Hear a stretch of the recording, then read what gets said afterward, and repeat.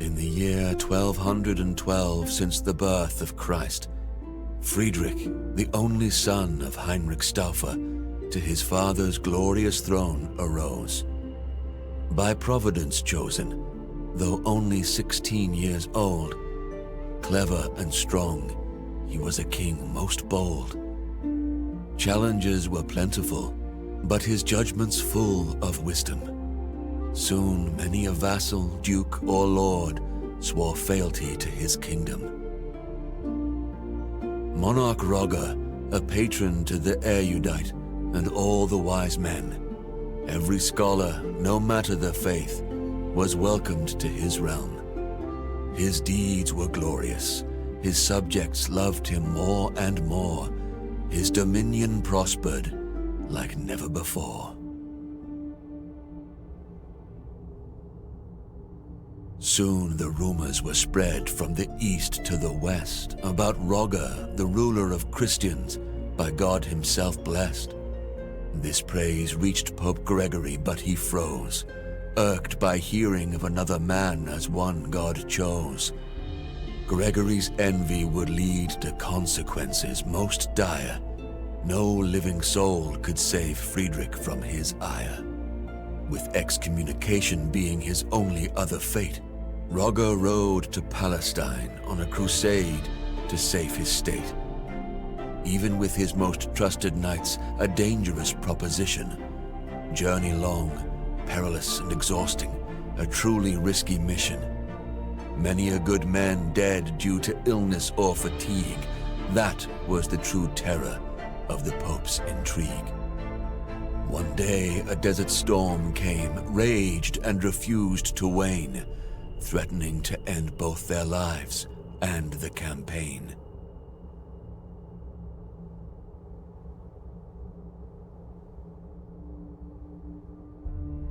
It seemed that for the Emperor's army all hope was lost. Sentries were ordered to find shelter, no matter the cost. At the last moment, the group's scouts spotted a cave. Though ominous and sinister, they must choose to be brave. Roger's men entered the grotto with uneasy feel, making camp in surroundings that were most unreal. Days went by, the storm unwavering, no sign it would clear.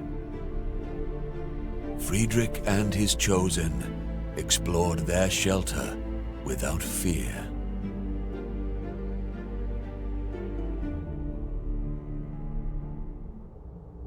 Delving deeper into their shelter, anything but small, dark passages lined by pillars receded to a large hall. Friedrich and his company were men loyal and seasoned, but in their hearts was dread which could not be reasoned. Architecture meant not for living men, vast and bold, perhaps chiseled by some mysterious giants of old. Distracted from his reverie by a glimmer of light, Roger saw a part of metal buried in the sand upright. A machine, a gate, centuries old, with it he must return. What trove of lost knowledge from it could he learn? Friedrich, albeit short on time, researched that device. Its power to grant wisdom should more than suffice. Gate to the Temple of Wisdom, the device was now called. It would lead to understanding of deep truths unequaled. In much higher spirits, knights loaded the gate on the caravan, and once again their journey, their crusade has began. The dread lifted, resolve firmer than ever before, no longer fearful of what for them lay in store. No more was the journey punishment meant by the Pope. Now their quest was meaningful, their hearts full of hope. In the end, Roger gained control of Jerusalem without blood spilt, opened the Holy Land to pilgrims again, defensive walls rebuilt. City's crown rested on emperor's noble head. With wise Sultan Al-Kamil he shared his bread. People sang only praise for their emperor once again. With glory and magnificence he continued his reign. Through the gate to the Temple of Wisdom, Friedrich often went. To learn its secrets, to further knowledge was his lustrous intent. He worked closely with those most loyal, those he chose.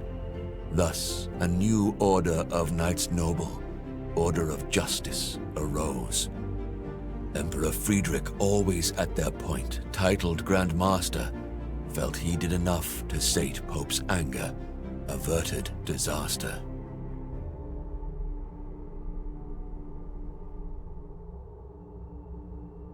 But to Gregory's ears were whispered rumors terrible, stories about a deal with the devil and lies unbearable, about how Rogger's order was built to conceal a devil's gift, and since the Pope believed it, it caused an irreparable rift. Not long before the Emperor was excommunicated, by all the people of faith, he was to be isolated. Residents of Jerusalem who just a year ago called him their savior, now cast him out, the Pope to blame for this behavior. The Emperor by this iniquity was aback taken. All the Pope's intrigues left him quite shaken. When he finally retreated to Italy and his throne, he lived for his order of justice and his land alone.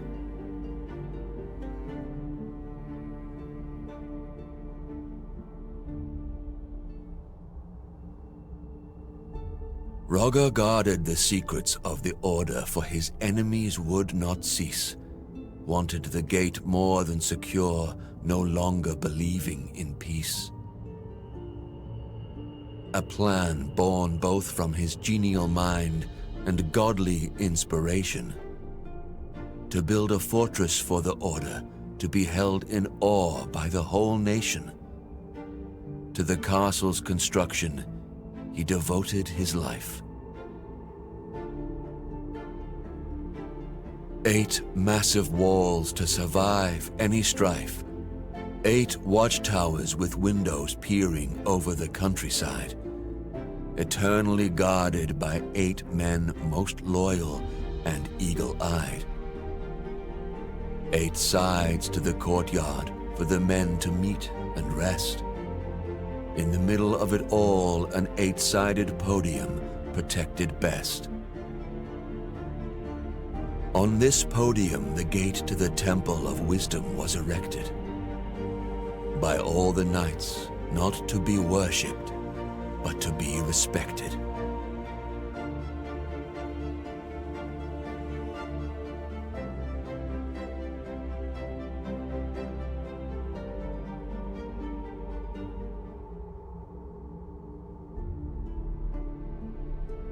So it was created. For both the lost and the wise it did shine. Templum Justitia, the temple of justice, the castle, the shrine. It was quarters of the order by the wise Placentinus foretold. Inside were troves of wisdom and power, more precious than gold. Even for the wise and powerful flies the time.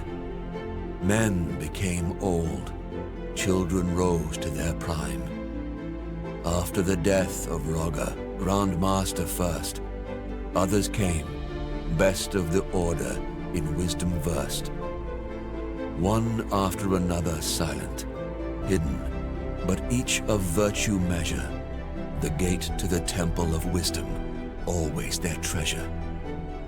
Generation after generation, the secret was keeping, wealth and wisdom gaining, never relenting, never sleeping. But the year 1465 after Christ came, and for the order of justice, the world was never the same.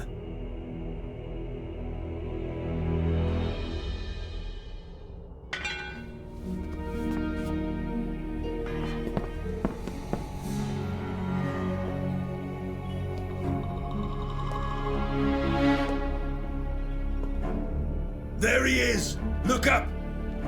In the window, across the room! Get in!